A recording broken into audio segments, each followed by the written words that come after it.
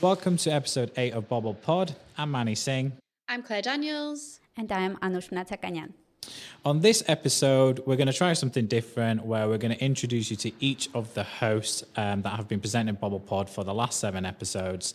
Today, starting with Claire Daniels, CEO of Trio Media. Excited to be in the hot seat. So, welcome, Claire. I know from our own personal experience, we've known each other for a while, but this is an opportunity for the audience to get to know you. So I'd like to explain a little bit about your career path today in terms of how that's got you to where you are right now. Yeah, okay, great. So I'll start with the where I am now and then work backwards, I think. So I'm CEO of Trio Media. Trio Media are a digital marketing agency based in Leeds. We've recently just collaborated in a joint venture with Manni at Bobble, which we'll both go into more details, that we're actually sharing an office now. So we're expanding and growing both our businesses together, working collaboratively. I've been the CEO of Trio for about 18 months. I actually joined the business initially on a consultancy basis. And as it was set up by other people, I wasn't the founder, and then came in and really kind of helped change the direction and the approach of the business. And then throughout the course of my time, ended up buying out the founding directors and taking up the mantle. So Trio Media was formed in 2017, and then in 2018 was when I initially got involved, bringing us to where we are today. So my background has always been in marketing. It's always been my passion. It's what I studied at university. So although when I was in school and at uni, I went from wanting to be an actress to a fashion designer to a journalist. I wanted to do it all. And then when it came to picking what I was going to do at university, I was like, what could I get a job in, realistically? And I chose marketing and really, really fell in love with it. I hadn't done anything business related at school, although I'd done quite creative courses. So I do have a very creative side to me. So yeah, I kind of ventured off, went to university, studied marketing management, and then started my career in marketing. So typically I'd always been working in client side roles. My first position, I was working as a kind of marketing executive in a furniture manufacturing business. And at that time, I was always like, I'd love to go work for an agency. I really liked the thought of it because, being able to work on a different project every day and work on so many different clients versus just the one that you worked for. And so I was always striving for that. And actually then throughout my career path, I got a bit put off it because when I left my first role, I went into an agency and it was very much the traditional agency style of like, it doesn't matter about your output or the work you do, you're judged on time sat in your seat, so if you got there any later than 7:30 a.m. in the morning, it was judgment. If you left before 7 p.m. at night, judgment. So I quickly left there and was like, this is not for me at all. I'm a very efficient worker. I was getting work done and being like, I'm just now sat here because that's what I'm meant to do. I'm meant to be like showing up. And, all of these things have helped form who I am today and the type of business I want to run and how I want people to feel about when they show up to work at Trio Media. So I went off. I've had a number of jobs. I was a bit of a job hopper, and I remember recruitment consultants saying to me, you're never going to be able to get a good job because you're moving around too much.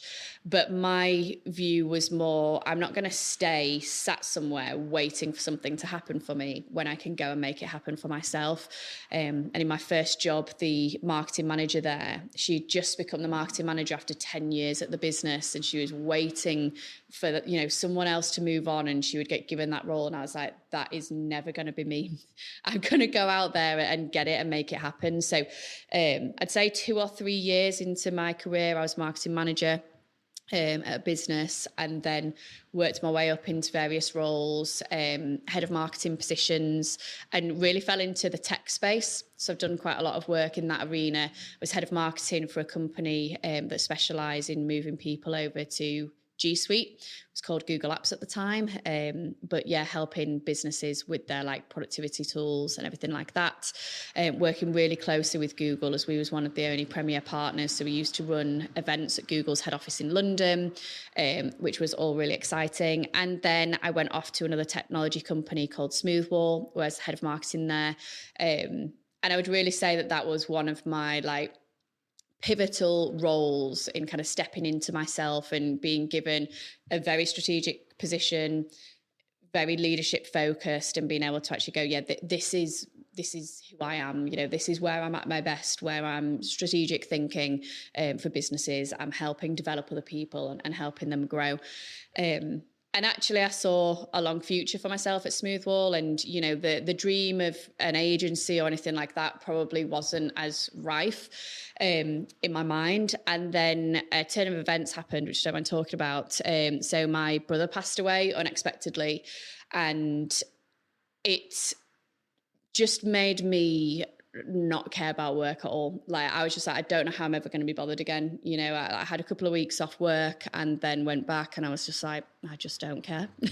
I just could not care less. And, you know, I always felt very much defined by my work and who I was at work. And I was like, that's gone because I just don't care. But I stuck at it. You know, I struggled. I had a really awful year. And then the opportunity came along that actually, I mean, it was funny. I got a phone call whilst I was at work that my brother had left me as the named person on his life insurance policy. And they were like, you know, we've got this money that we need to send you. So the next day I handed in my notice and quit my job. I was like, right, I don't need to work for a while. So I've got to take the time off that I need to kind of personally deal with things. I then was like, right, I'm going to set up my own business. I had all these ambitions, and I'm very into the environment. And I was like, I'm going to set up an environmental consultancy, something I'm so passionate about. But I kind of quickly realized I wasn't in a good headspace anyway. I was then trying to start a business in an industry I had no knowledge of, no experience whatsoever. And, you know, so that there was a couple of years of a lot of life lessons, but it all shapes me and, you know, is defining of who I am now today. So I realized that wasn't really working. And then anyway, that's when I started consulting at Trio. And the company was actually set up by my sister-in-law. So she knew my background in marketing and my ability and wanted me to come and help her out. And then, yeah, it's one of those, essentially, the rest is history. You know, like I say, came in and really helped form the direction of the business and help it grow. Year on year, we've doubled turnover each year. And yeah, really excited now about what the future holds at Trio. And it's one of those things that you look back and go, yeah, this is what I always wanted. And, you know, so it's nice to be able to be like, I mean, early 30s, kind of achieved everything I wanted to achieve, but it wasn't really the path that actually, once I got going with my career, that I thought I would end up on. So you stop and you look back and go, I made it, you know, when actually I thought I was going to do something different. So, yeah. Can I be the first to say thanks for sharing that story about your brother? It's really very, very inspirational.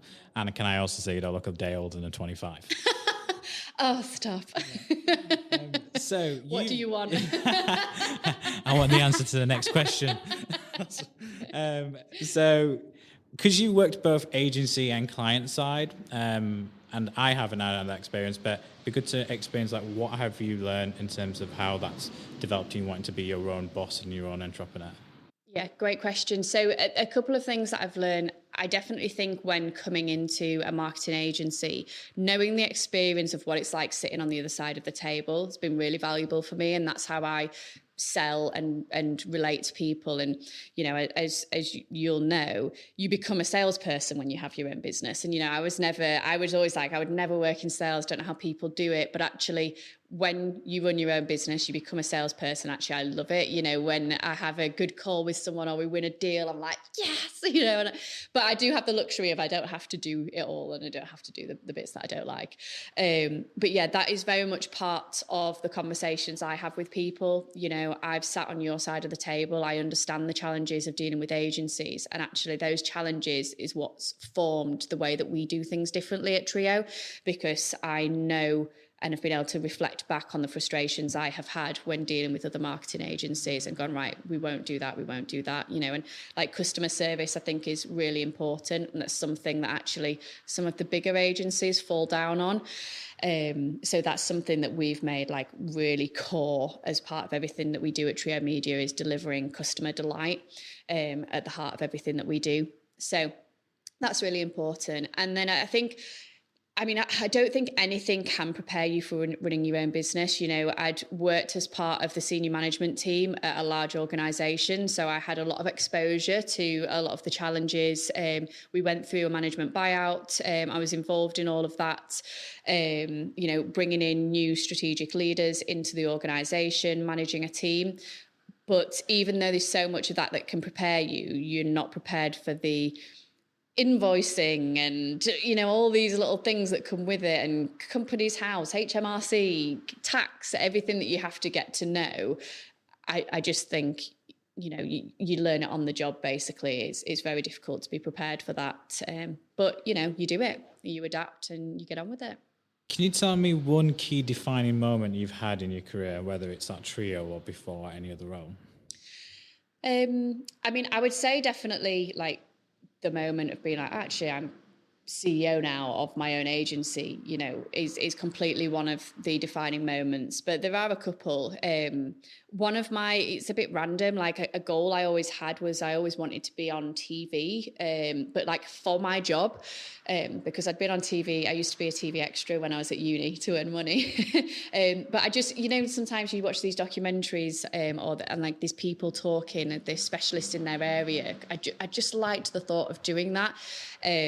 And I kind of managed to do that in my previous role at Smoothwall. And actually, I spoke on Sky News for 5 minutes, which was cast around like 80 countries around the world, talking at the time about internet safety, because that was what the business I worked at specialised in. And we had commissioned some research, and also everyone in the office. So I was down in London in Sky News, kind of doing that live with the producer in your ear and everything, very daunting.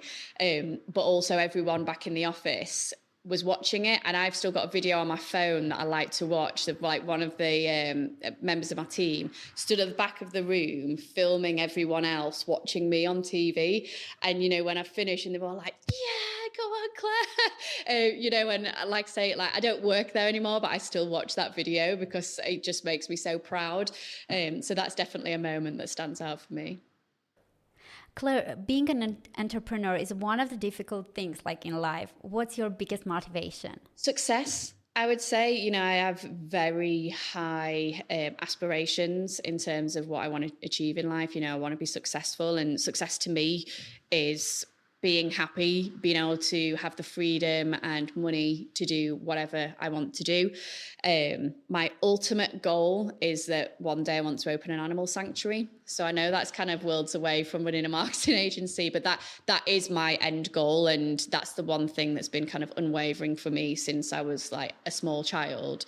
I plan on one day rescuing animals, kind of having a nice farmhouse in the country, renovating the barns to live in, and then rescuing animals. So it's always thinking about the end goal. How do we get there? How do I live comfortably and go on holidays and pay people to look after these animals for me?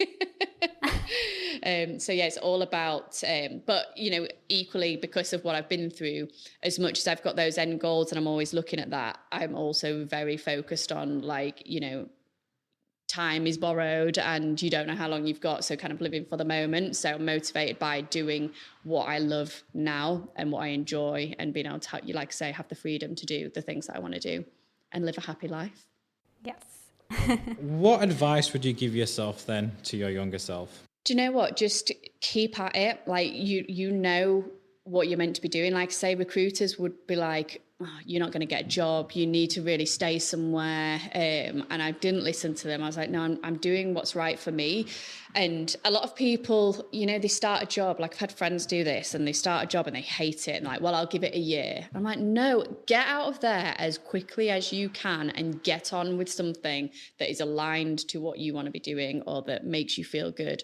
So my advice would just be like, just stay at it. Know that you're on the right path. You know, everything that is meant for you will happen. You know, keep setting goals. I set myself a lot of goals when I was around like 22, 23 that I wanted to complete by the time I was 30, and I achieved every single one, you know, so I'm a big believer in like really writing down, setting goals and